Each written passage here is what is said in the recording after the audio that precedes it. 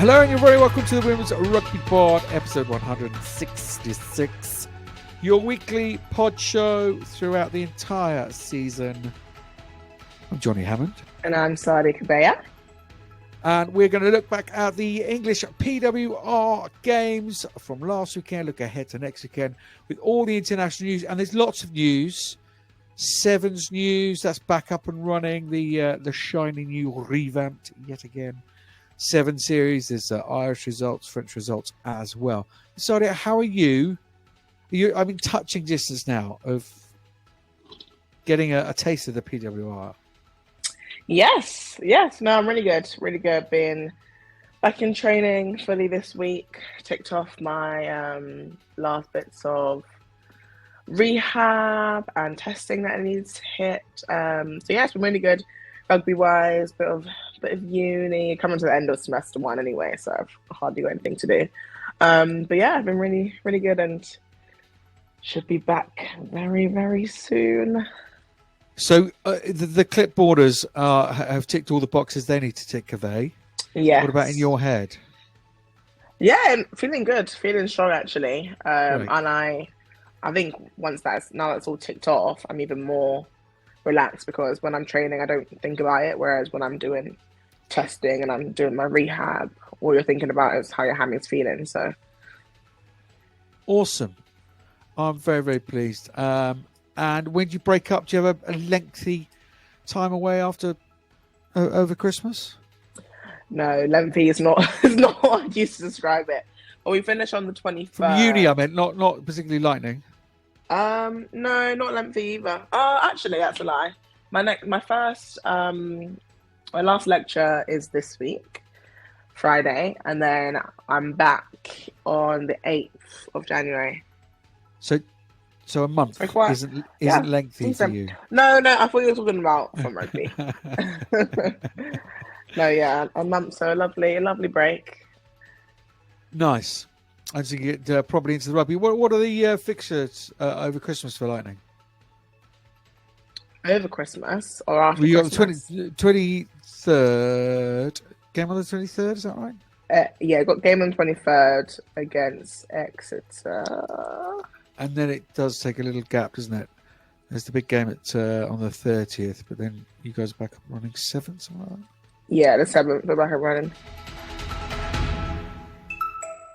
We did have 3 games over the weekend from the PWR. Sadly, Sale had to call their game off with Exeter due to freezing conditions. Always the same, isn't it? Yeah, always the same. We've travelled. These things are not done lightly. Everybody's safety has to be taken into account. Sale would have been desperate to play the game. They're off the back of a great win. Buoyant, all the rest of it. We get the disruption and people travelling and what have you, but yes, shame on that one. Friday night under the lights, bitterly cold, which I think contributed to the game between Bristol and Gloucester-Hartpury. Emma Singh and Sarah Beckett with tries to come away with a 12-0 win. It's impressive stuff from Gloucester, isn't it? It is. It is. They've just been, I think, they've just kept up that same standard that they've had, that they finished on last season, and they've come into this season, raring to go. And I think it's quite easy, when you won the Prem, you won the league, people know how good you are. You know how good you are to kind of take a back step. But yeah, they're really putting out class performances in these last couple of weeks. Because they always say, and you would experience this with the Red Roses, when you sort of had a bit of time off and then you're back into camp and you're winning left, right and centre like Gloucester-Hartpury have been. You need to keep evolving though, don't you? You need to keep ahead of the pack rather than saying, oh, well, we reached the top and we'll just keep doing the same stuff. Have you noticed anything on the field? I know it's only a couple of games, or heard any whispers from friends and all the rest of it of things being done just slightly differently? No, I haven't actually. I haven't. I'm sure once he comes round to us playing Gloucester-Hartpury and we do our analysis, maybe I'll pick up a few things then. But I mean, for me, I just think Gloucester, they're a side who always seem like they're really on the same page. So whether they have made changes, whether they haven't made changes, everyone is all, in that same mindset. Everyone knows what they're doing. Everyone knows their role, and I think that's what works for them and what keeps them on top of the table, I think. Yeah, from a slightly wider sort of perspective, is for me, just they had some really, really good players. You know, Mo, Gloucester-Hartpury through and through, and and other players that have been there a long time, actually learned all the rest of it, and it wasn't being backed by the club. And James Forrester Django's come in and built some massive bridges between the two, Queen's Home, etc., joint press releases, all these kind of things. They make a difference to you players, doesn't it? Whether consciously or subconsciously, if you know your club and all the rest it's backing you, or the top people, that does make a difference, doesn't it? Yeah, no, definitely. From a player's point of view, if you're, like you said, are being backed by your staff, your club, the wider club, their men's team, with like Queen's Home, their stadium getting behind them, and the fans across both the men's and the women's game for Gloucester-Hartpury particularly are really coming together. So to have that behind you, as well as a great playing setup, it can only bring you more confidence, and I think it's coming out in the way that they're playing. Yeah, I mean, look, it does certainly helps when you're winning, but it's these intangibles, isn't it, at the very top of the game that do make a difference. And I think everybody just Lim seems happier in itself. And if you are going to run, as they call and fully admit, a circus, you've got to be confident in doing that. And they don't look like stopping. Big game weekend after next, where Exeter. At the moment, that's at the top of the table. That's going to be one hell of a game. That is live on TNT. The other thing I'm going to ask you about Gloucester, Sarah Beckett seems in fine form. Couple of tries to open up the season, running those lines. They're playing a little bit in the second row. I already spoke about England's back five already, but I mean, she's in that selection conversation, isn't she? Yeah, definitely, man. I think Beckett has been working away during pre-season, went really well in WXV, and I think coming off the back of a tough season last couple seasons ago, obviously with World Cup, and then coming back into England and selection maybe not going her way, she's really been working behind the scenes, and she is a player who has everything she needs under her belt. She's got great handling, she's a great ball carrier, she's great in defence.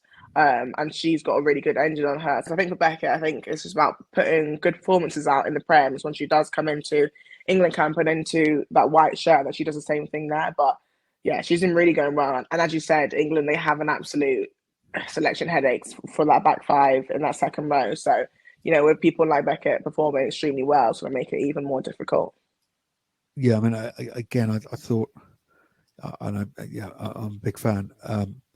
But Rosie Gallagher, again at the weekend, I mean, standing out at sort of 12, 13, distribution, hands, exceptional for a second row. It's not a new thing, is it? Sort of recognised sort of back rowers going into the second row. Probably Cleo's done it. Look at Harriet Mills, Georgia Evans at Saracens as well. Zoe Allcross sort of interchangeable between those. Is it good to have that versatility? Yeah, no, it's so good to have that versatility, especially obviously with injury. Like, you never know what can happen. So having that that strength in numbers and that strength in depth is huge for us, especially in camp. And to also know when there is changes in the squad, there's no weak links. You're always confident in who's going to be playing and who's going to be in that second row, in that back row. So yeah, it's definitely really good. Well, we spoke about Rosie Gallagher for Saracens, of course, playing against her old club. At the Stoop, it finished 31-0 to Saracens. 3 yellow cards and a red card for Emily Robinson. Difficult with these things still up in the air in terms of sanctions and that kind of stuff. So we won't sort of go to touch on it. But a clear moving of the head in a purposeful direction. And I mean, the final was sort of gone, but the referee called it back to award the referee toward Emily Robinson the red card. How big a hole are Harlequins in? Yeah, I mean, it seems like the same tune we've been singing about Quins since the start of the PWR only a couple of weeks ago now, but it doesn't seem like they've hit their going up stage. Yeah, I'm not really sure what Ruckman's getting in at the moment, but it doesn't seem like there is a way where they're going to be getting out of it anytime soon, unless, because they have their big names for the club. They're not missing those people. They've been training throughout the pre-season. They've gone well in the cup, and it just seems like now everyone's back and they have their full squad. Things are just not clicking out there, and fair play to them. The first half, I think they put out a good defensive effort, although they did obviously were not able to put any points onto Saracens from that first half. Their defence was a lot better than we have seen, but obviously to come away from a game 31-0 is it's nothing to be putting your thumbs up at. So I don't really know for Quins at the moment. I mean, I know some of the yellow cards overlap, but you're talking about half an hour with 14 players. You can't do that at this level, and especially against Saracens. Is there a direct correlation, sort of oversimplified question, between happiness, contentment, a shared goal, understanding within the camp, and discipline out on the field? Yeah, definitely. Potentially. I mean, obviously, we've seen it with the cup across the league. The teams are very different from what they are when the Prem officially starts. So maybe with a lot of internationals coming back, integrating with a lot of the young girls who are coming in from the Quinn Centre of Excellence, maybe there hasn't been that gel, that team cohesion that is needed in the Quinn's camp. And I think a lot of players can say when you're not gelled off the pitch or during training, that it's quite hard to put out good performances on the weekend. So yeah, maybe that's definitely something that is going on behind the scenes. Yeah, look, they are missing some players. Connie Powell not out at the moment. Karis Phillips went down at the weekend.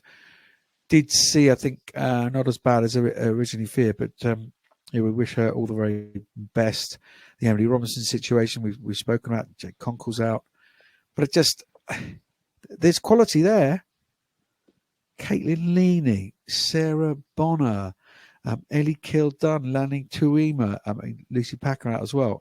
Emily Scott, Bella McKenzie. There's some, front row's good as well. There just seems to be something not quite clicking at the moment.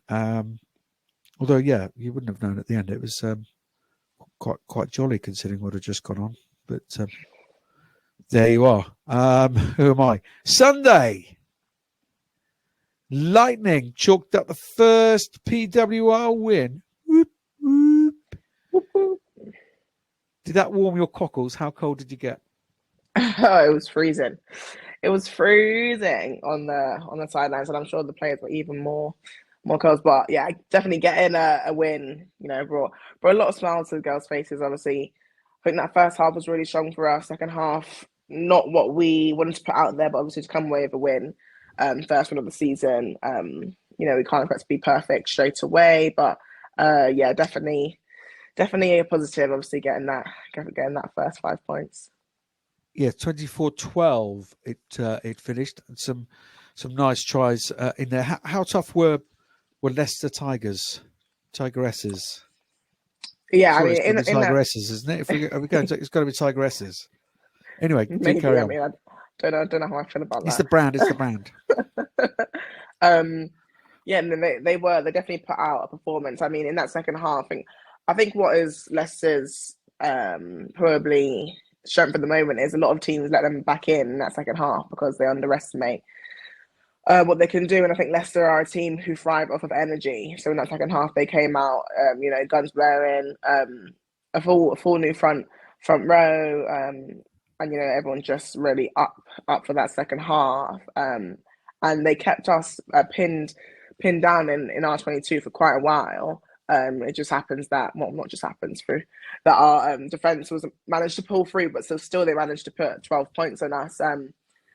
So yeah, I think Leicester, they're a team that are slowly building. Obviously, with people like Meg Jones in there, they have the key names. Tess Fury also was really good on that wing as well. But yeah, I think they're just slowly building. Obviously, it's their first season in the Prem, but I don't think they're a team to lay off lightly.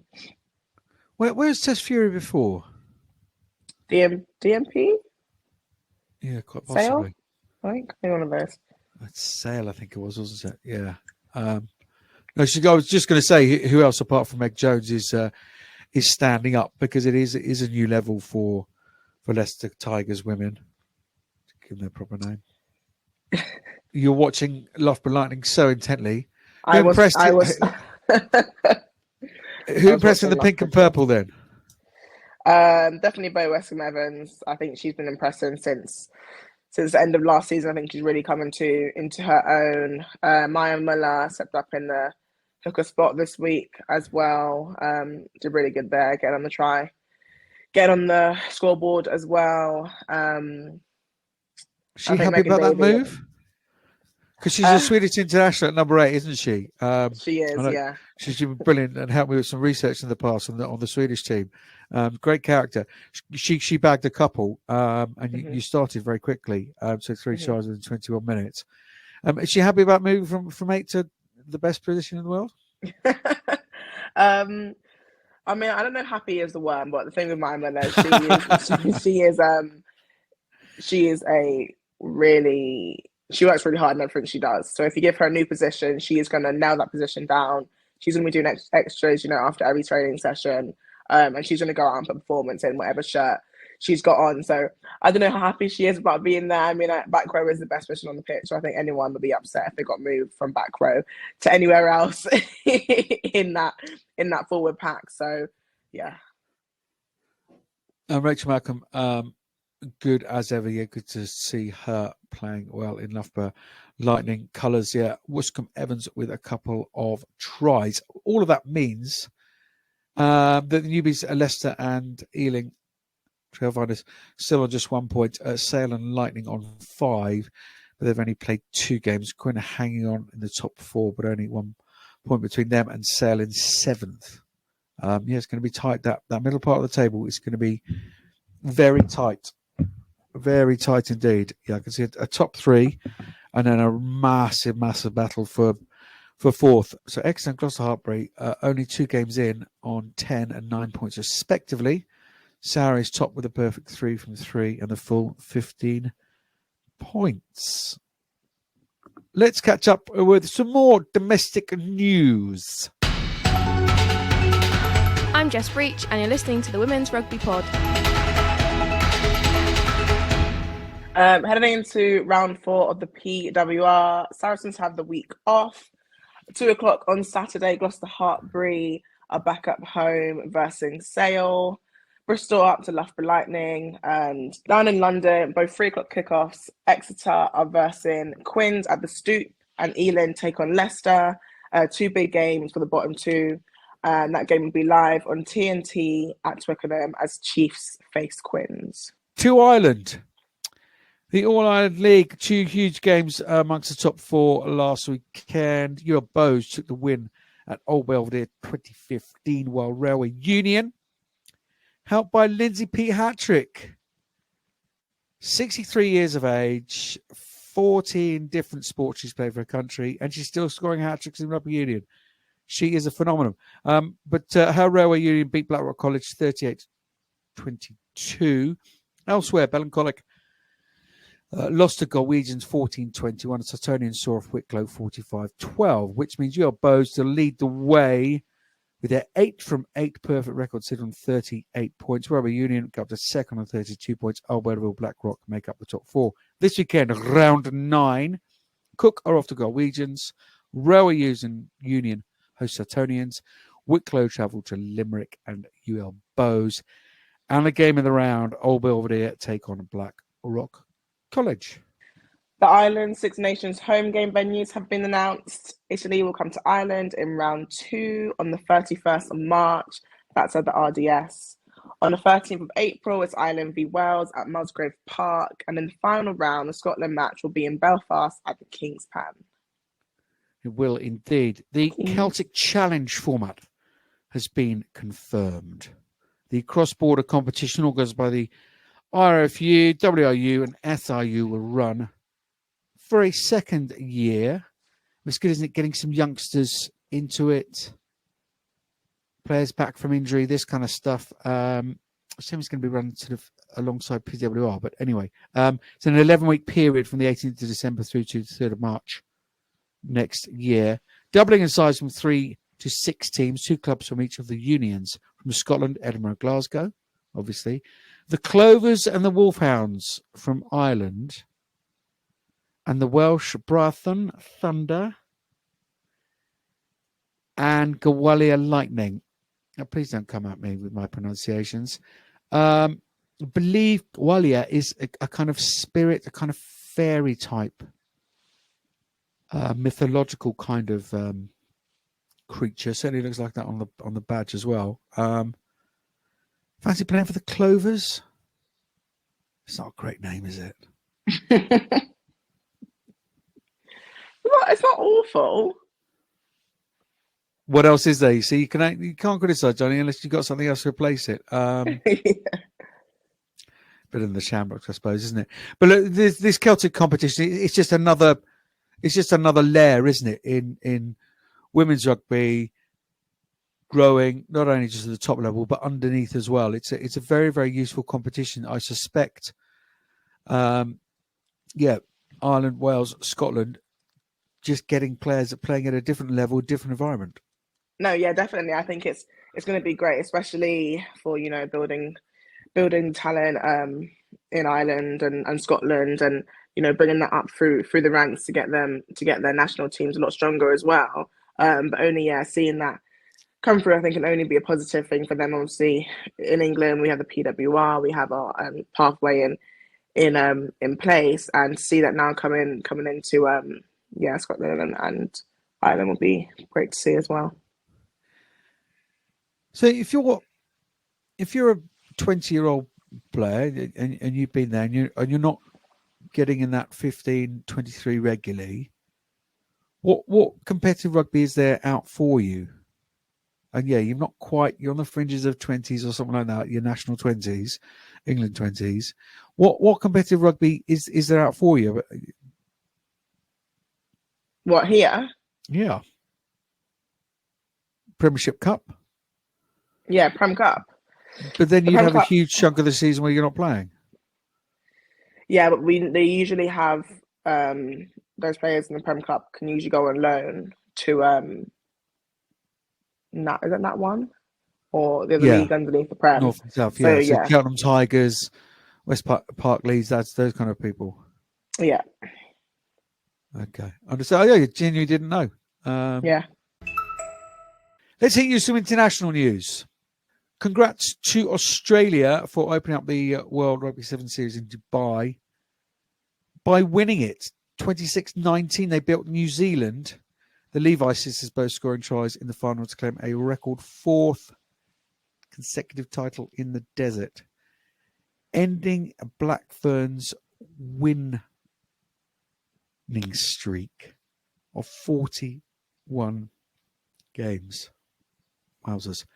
France beat Canada to finish 3rd. Ireland were 5th, with Great Britain in 11th. Fabulous outing from South Africa as well. Their debut as a core team and on the series, especially running Fiji really close early on, finishing 10th despite being ranked 12th. Next week, they'll be on home soil as well in Cape Town. Did you manage to catch any of the Sevens? See a few tries on the old social media?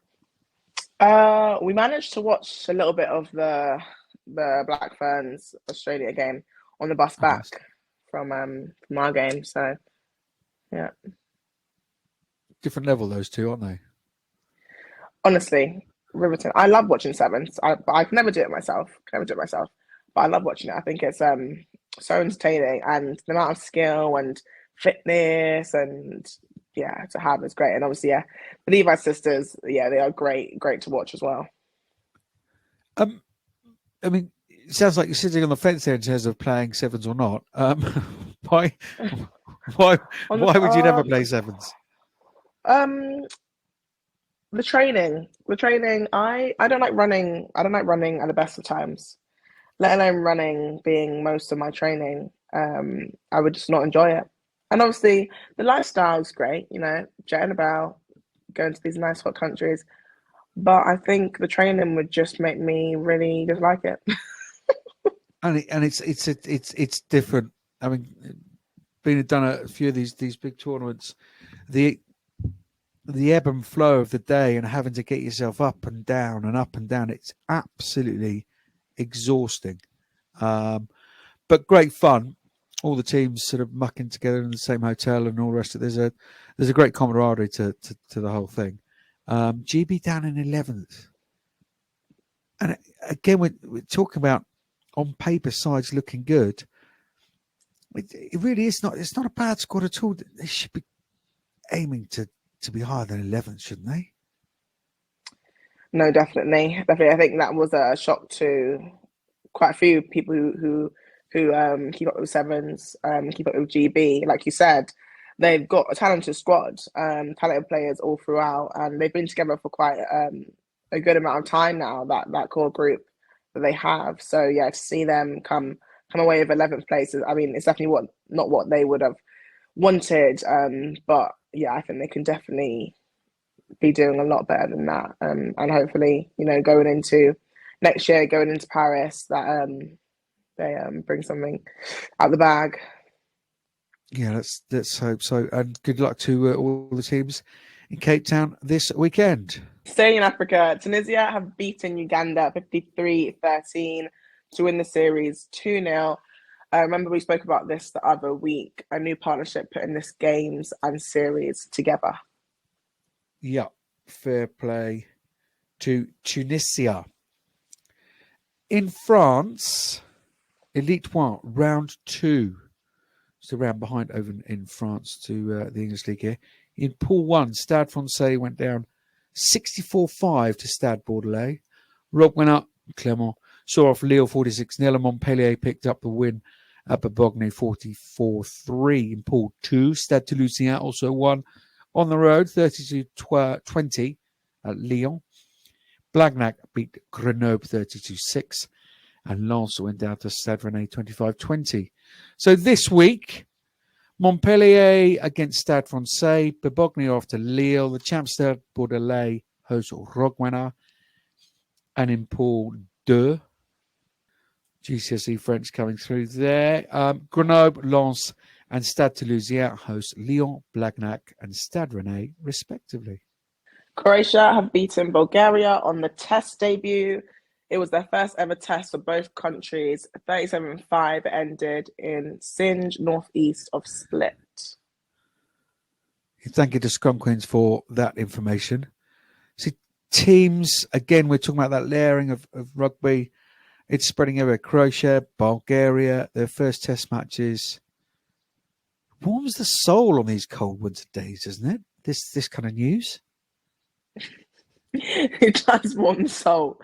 No, it's great. It's great to see. Obviously, on the back of WXB, we've seen so much more international rugby. For that only to be continuing outside of these big tournaments, and having these teams who we haven't seen playing before, like you said, Croatia and Bulgaria getting their first test debut. Yeah, it's only great. It's only great for the game, and yeah, it's really positive to see.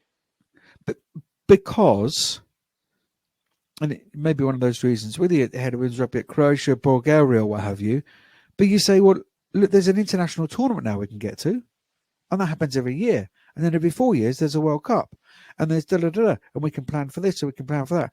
Because it's all structured now, and we've spoken about the bumps in the road with the WXV, but it started, and there's a plan, and unions can plan these things forward and get funding and lottery and however it works in these countries. But without the likes of WXV around, Croatia, Bulgaria may well be sort of several steps behind. So it's brilliant to see. And the Celtic Challenge competition expanding. So is Super Rugby Aupiki. An enhanced version. Amongst the changes, an extended competition with home and away fixtures before the final, a longer pre-season training program, and increased player payments. Woohoo! NZR, the television broadcaster Sky, and Zen NZ Players Association have worked together to put this together. It all kicks off in March with 6 weeks of round robin games before the top 2 playoff for the title.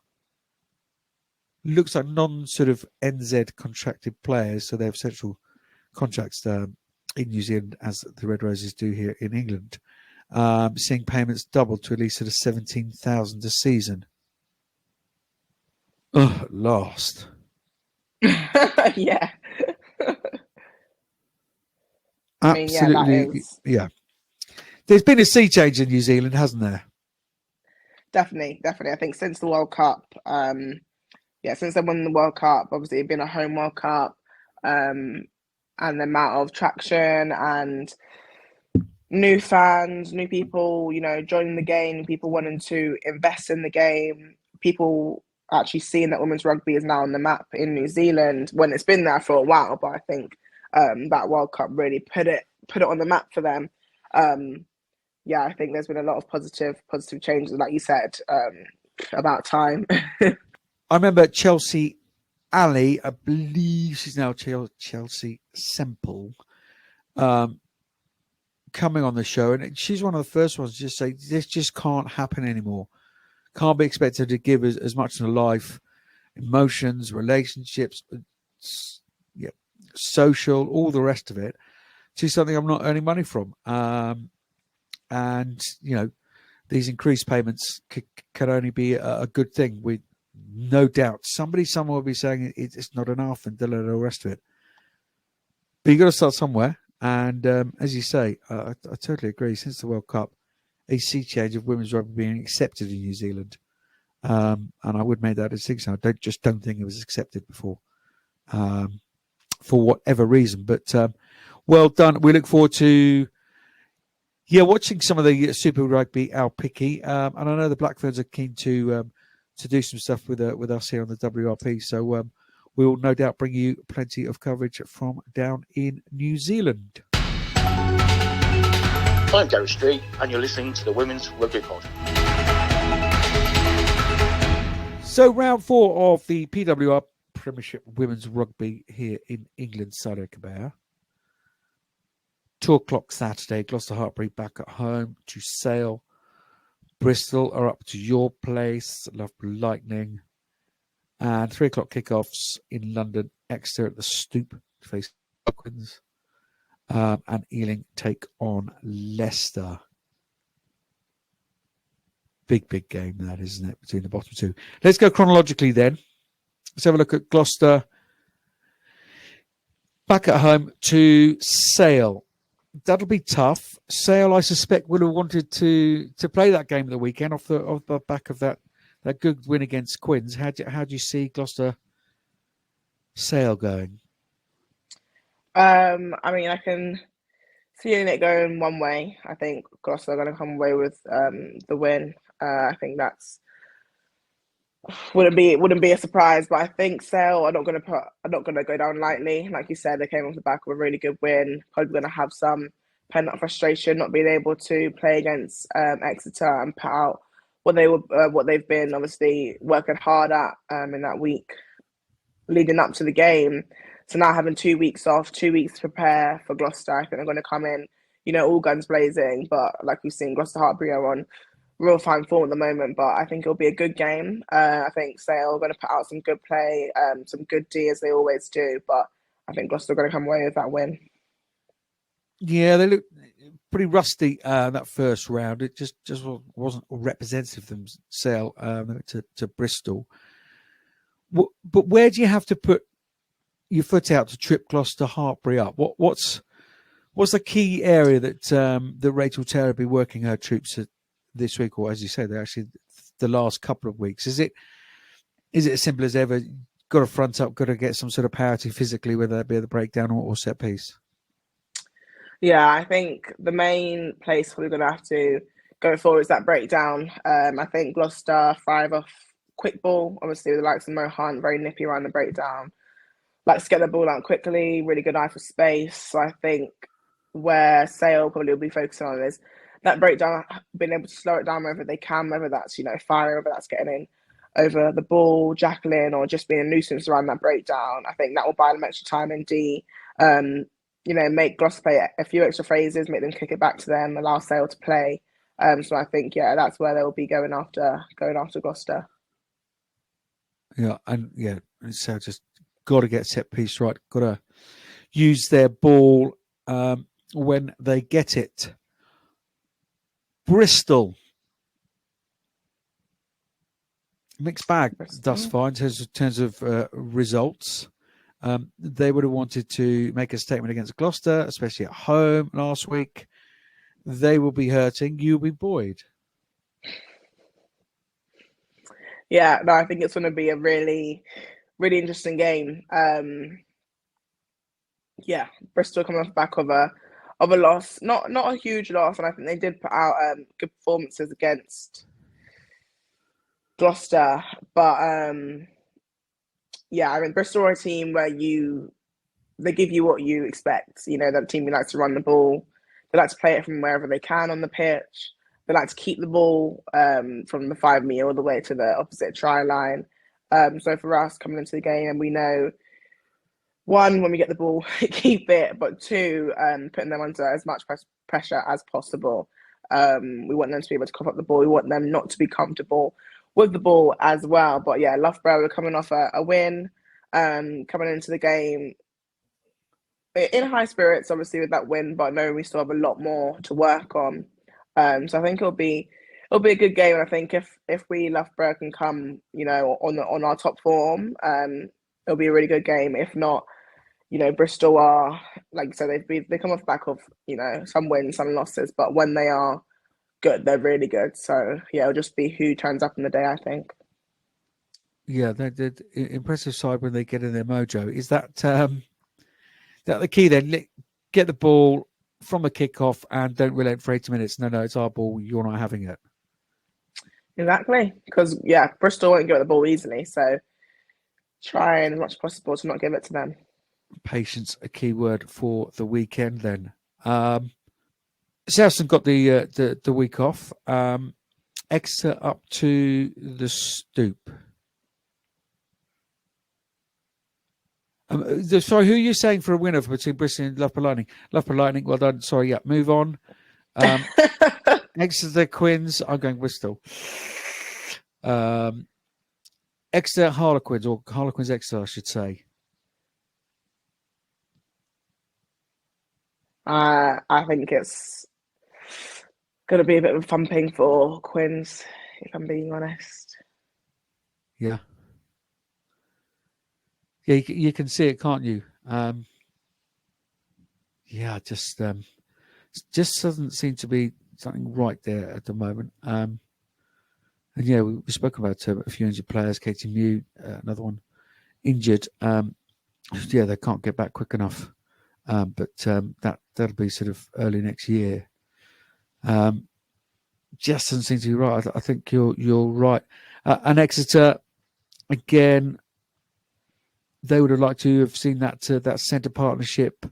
Kobayashi now got her visa. She was down on the team sheet. Her and Gabby Cantona with Tessier inside. Nice midfield. They want to shake off some of that rust, having not played last week, because, and with the greatest respect, almost see it as a sort of warm-up before Gloucester-Hartpury the following week.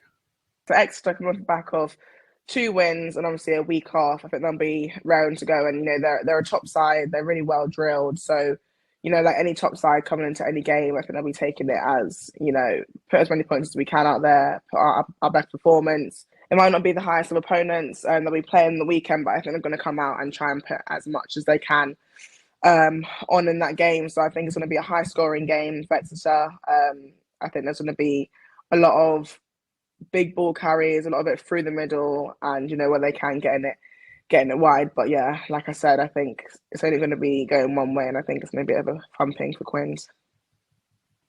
Yeah, they're one of those sides that interests me, and I don't have a side, but I know what we're going to get with Bristol, and I know what we're going to get with Gloucester-Hartpury. They're a couple of years into those journeys. Sale have injected a huge amount of quality into that side. They fascinate me. And Exeter have to sort of reinvent themselves almost. They're a fascinating side for me. I'm very much looking forward to being down at Sandgate Park weekend after next. Ealing hosting Leicester. Hoo-hoo! That's a biggie. That is a biggie. Bottom two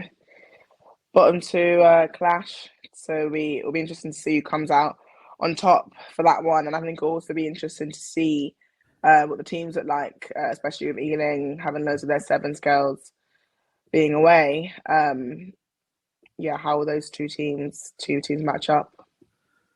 Yeah, Lou Dodd added to the Ealing ranks, footballer Lou Dodd, former Wasps player. Where do you see it going then, Sadia? I think it could go either way. I think Ealing are better through their forwards. I think from what I've seen of them, their forwards like to take control of the game. They've got quite a big pack, quite a strong pack. And I think that's where they could take it to Leicester. Whereas I think Leicester, when they do get it out, they do have a lot of pace on their wings. They've got distributors. They've got Megan in that centre partnership, being able to, distribute the ball, run through. So I think it could go either way. Whatever side turns up fully as a pack, as a team, 1 to 23, will be the one that takes it. Yeah, it's massive, isn't it? Because you would have, especially being in the first of a handful of games, you'd have very much put a circle around that. They're the two newbies, and it's probably going to take a few weeks to sort of get things up and running properly at this level. But both without a win to the name, it's a big game. So Vallis Way. If you're in the Ealing area on Sunday, then do get yourself down for that one. We're in this block now, game 4. I'm just going to sort of talk about Bristol actually, but it's 6 games on the bounce. The league's never done this before. How much of an effect is that playing within squads in terms of selection? Well, we'd like to play off first 15 every single week, but probably that's not going to be possible physically, mentally. So how much is that spoken about and sort of planned for within camps? Well, your camp, because you can't speak for others, I suppose. Yeah, I think it's definitely been spoken about a lot more this season. I know that for sure. Like some players have, playing plans of, making sure they'll be fit for certain weekends and making sure players are not getting run down essentially. And obviously having 6 games on the bounce, 6 weeks of training on the bounce, and some games being, a 5-day turnaround. Teams are having to, be more careful and, be a bit smarter about, like you said, playing players for 80 minutes on the bounce every single week coming. So yeah, I think there's definitely a lot of talk around that, and you might see, some internationals be on the bench some weeks, only get 60 minutes or 40 minutes some weeks, but I think it's all for the bigger picture to make sure that, where players are lasting the whole season, and also you're getting the best out of players, and also it gives other players a chance to show what they can do as well. Yeah, indeed so. Interesting times, some interesting games there. So we're going Gloucester, you're going Loughborough Lightning. Bristol. Everyone has their own opinions, Johnnie, Yeah, I'm going to stand by them. Rugby will be the winner on that one. Exeter, we think are to win. Ealing, Leicester. You're going Ealing, I sense. I'm going Ealing, yeah. Okay, just to be controversial, because I quite like doing that, I'm going to go for Leicester. So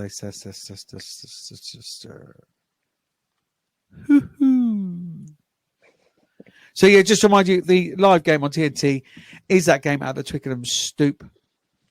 Chiefs going up against Harlequins. Discovery Plus for that one, I understand. That's about it for another week, Sadia Kabeya. Not so far to travel this time, although Leicester wasn't a huge distance to travel on the bus. Do you prefer away games or home games? I don't mind, to be Depends. fair. If it's not Sale away, I'll happily do an away, or Exeter away. I'll happily do an away game. But obviously our home games are now all at Franklin's Garden, so still travelling, but Gotcha. I enjoy playing there, so It's a good ground. it's a good ground, good changing rooms. Good changing rooms. Yeah, no, good vibe. What else planned for the weekend? You watch a bit of Sevens, Cape Town? Potentially, if they got it on the bus, then I'll watch it. Nice. Understood. Good stuff. Well, look, thank you very much for your time and your views through the PWR. Enjoy your weekend. All the very best of luck against Bristol.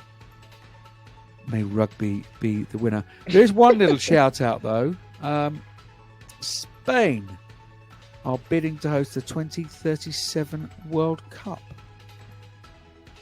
which, if successful, of course, would follow England 2025, Australia 29, and USA in 33. That's cool, isn't it? Very cool. Very, very cool. I think Spain would. I did a couple of Sevens tournaments there, and yeah, I mean, look, I don't think it'd be marketed at all. Well, if at all. But the crowd that was there was very, very lively. Some great stadia, and nice weather, good food, not too far away, good time zone. It all looks very, very. But even it's not even that though, Sadia, is it? Because I'm being slightly flippant, but it's the fact that they want to do it and they're making that public. Yeah, no, I mean, yeah, it's great to see that they're even putting a bid in to hold the World Cup. I think that's the main thing that's commendable, is them doing that. And you know, it's a couple cycles away now, so we're not sure where they could be in terms of women's rugby at that point. But yeah, it's great to see teams like countries like that wanting to put themselves forward to hold such a big tournament. And they've got a decent side. Castelluccia, she's at Gloucester. She's a fabulous player. They've got fullback, second row Puig. They've got some really, really nice players. Spain, and of course, they were the Italy, weren't they? Many years ago. And then women's rugby decided it needed to follow men's rugby and have the same Six Nations. But Spain, yes, vamos. So we've done that. Yeah, vamos. In terms of your development, Spain, I'm looking forward to seeing you. Yeah, knocking at the top table, or turning the door to the room of the top table. Sadia, thank you so much. Enjoy your weekend. No, thank you for having me, Johnny. Absolute pleasure. Stay safe and be nice.